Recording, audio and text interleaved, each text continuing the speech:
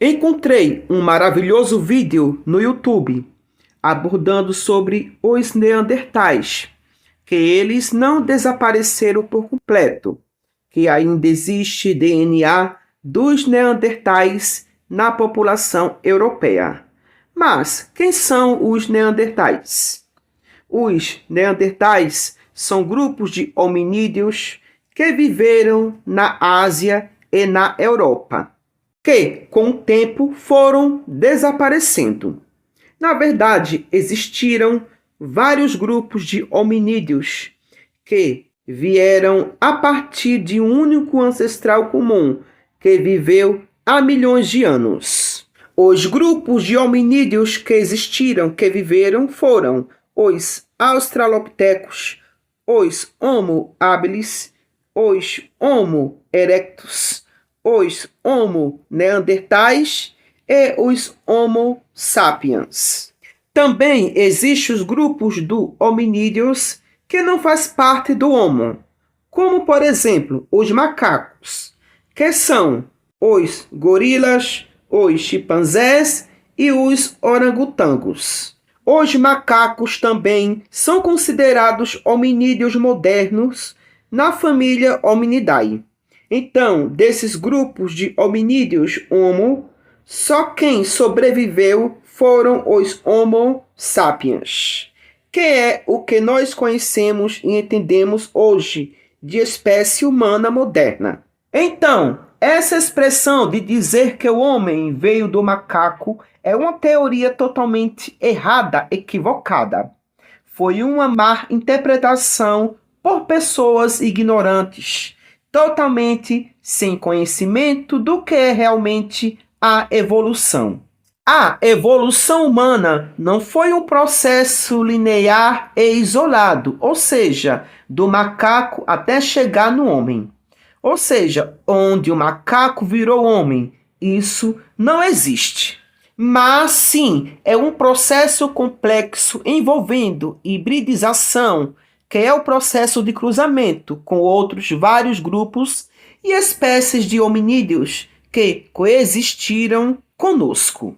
Então, vários grupos e espécies de hominídeos foram se cruzando, e novos grupos de espécies de hominídeos foram surgindo até chegar à nossa espécie humana, que são os Homo sapiens.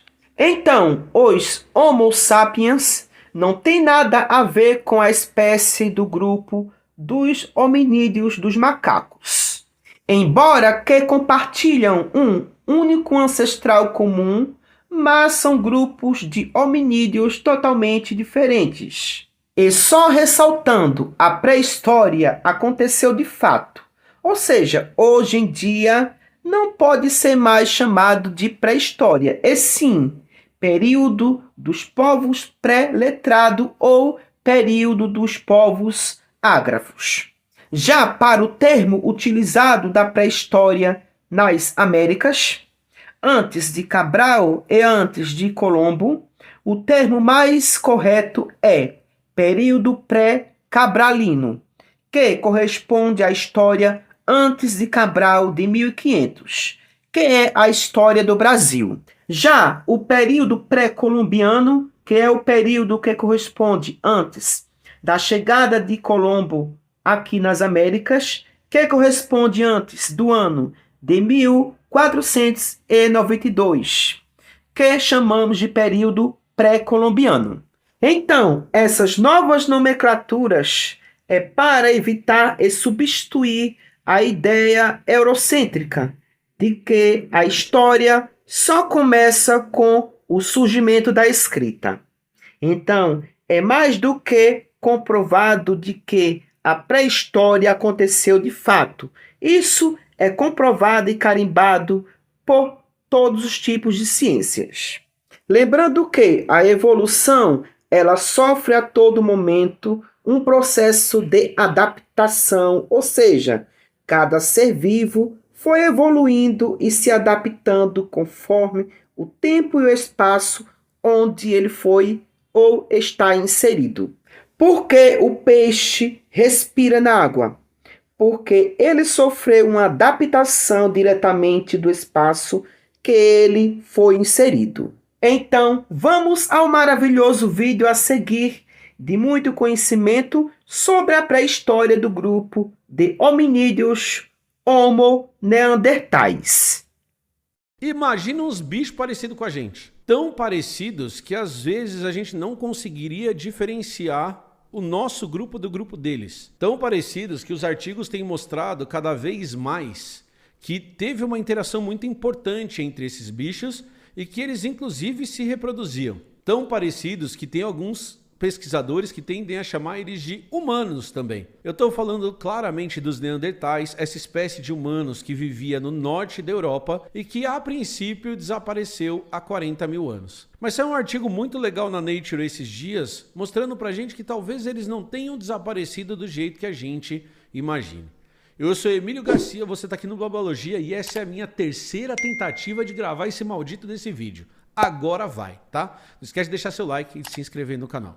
A gente está falando de uma espécie de hominídeo que talvez seja a espécie de hominídeo mais parecida com a gente. Trabalhos recentes têm mostrado que humanos, Homo sapiens e Homo neanderthalis se encontraram com certeza quando os humanos, os Homo sapiens, saíram do continente africano em direção à Europa, eles se encontraram e claramente eles se reproduziram. Alguns trabalhos bem legais, eles mostram que se a gente pegar a população europeia e até parte da população asiática, a gente vai encontrar de 1 a 4% de genes neandertais nessas populações. A gente tende a não encontrar esses genes na população humana do continente africano. Então isso é uma evidência muito clara que esses genes foram passados por reprodução. E o que a gente sabe também é que os neandertais, depois desse encontro, eles começaram a diminuir de população até um ponto em que a gente para de encontrar crânios, para de encontrar evidências diretas dessa espécie. E tem vários trabalhos, várias hipóteses que tentam explicar isso. Por exemplo, tem uma hipótese que diz que o aquecimento do planeta, o aquecimento de onde esses bichos viviam, e aqui a gente vai chamar esses humanos de bichos porque nós somos bichos também. Então aqui a gente fala de biologia, a gente não faz essa distinção entre o que é bicho ou não. Então que o aquecimento do ambiente pode ter influenciado em animais que eram mais preparados para viver num ambiente mais frio. E que essa mudança forçou a curva de tolerância dos neandertais e eles acabaram diminuindo em população até desaparecerem com o passar do tempo. Uma outra hipótese bem interessante, ela mostra que os humanos africanos, os seres humanos, os Homo sapiens africanos, eles tinham algumas características que fizeram com que eles fossem competitivamente mais eficientes do que os neandertais e que essa competição por recurso, por espaço, não necessariamente uma competição agonística, uma competição de briga, apesar que isso pode ter acontecido, mas uma competição mais indireta por recurso pode ter se somado a essa pressão ambiental para fazer essa espécie desaparecer. E isso é uma outra coisa bem legal desses trabalhos, é que nenhum trabalho vai discutir, não, a minha hipótese é melhor que a sua, ou a minha hipótese ganha da sua. O que esses trabalhos estão fazendo é levantando possibilidades, e essas possibilidades elas se somam para explicar o que aconteceu com os neandertais. E aí saiu no Scientific Reports da Nature, um artigo muito interessante que diz que, na verdade, os neandertais eles podem nem ter desaparecido de verdade, no sentido de que eles foram extintos diretamente.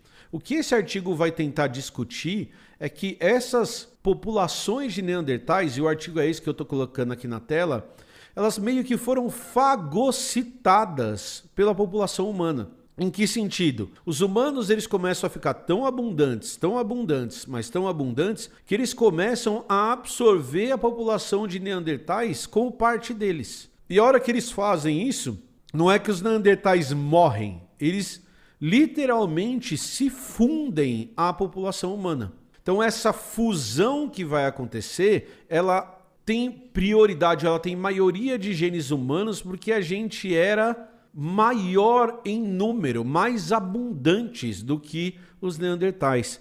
Então que essa variante de humano, que esse humano diferente, essa população diferente talvez Se fosse um outro animal que a gente estivesse estudando, a gente só consideraria isso uma variação populacional, apesar de hoje os cientistas dividirem isso em duas espécies, ela não desapareceu do jeito que a gente imagina. Ela simplesmente foi absorvida pela população humana do ponto de vista genético. Porque a população humana era mais abundante, porque a população humana tinha uma taxa de reprodução maior e porque sim a população de Neandertais estava diminuindo, muito provavelmente por causa de outros fatores como a competição e o clima. Então é muito legal a gente perceber que os caras conseguem criar um modelo matemático que leva essa absorção em consideração e que traz a gente para o dia de hoje em que eu encontro populações com variação de 1 a 4% desse gene Neandertal,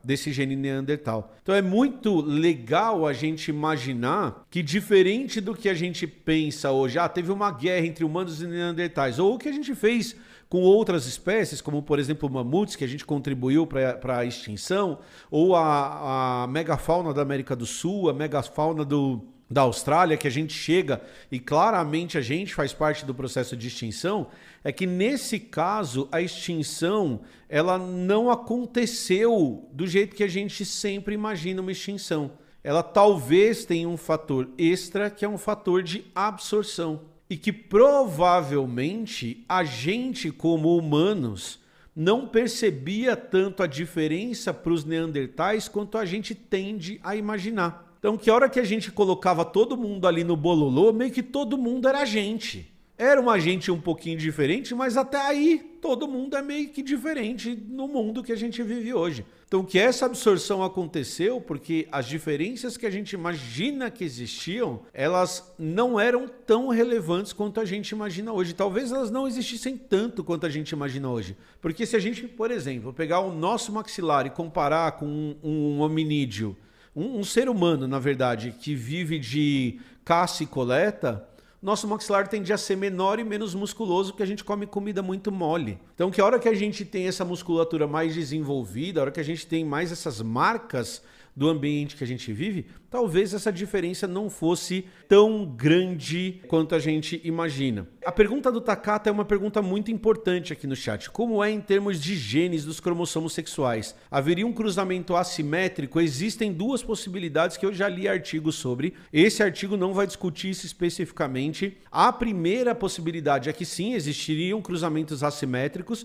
em que o número de cromossomos seria diferente de um gameta para o outro, e isso geraria uma série de problemas no nascimento daqueles embriões e parte dos embriões sobreviveria. E uma outra possibilidade, Takata, que eu estava lendo um artigo outro dia, mas eu não estudei isso a fundo, então eu estou lembrando, tá? É que existia a possibilidade do número de cromossomos ser o mesmo. Então, a partir do número de que o cromossomos é o mesmo e que os genes são parecidos, esse problema de assimetria, esse problema de diferença de gametas, ele seria menos pronunciado. Que talvez os neandertais fossem muito parecidos conosco nesse aspecto também. Eu posso até estudar isso para trazer num outro vídeo, mas eu estou meio que lembrando de orelhada e eu posso estar errado, tá? Então, essa informação eu não estudei para a live de hoje.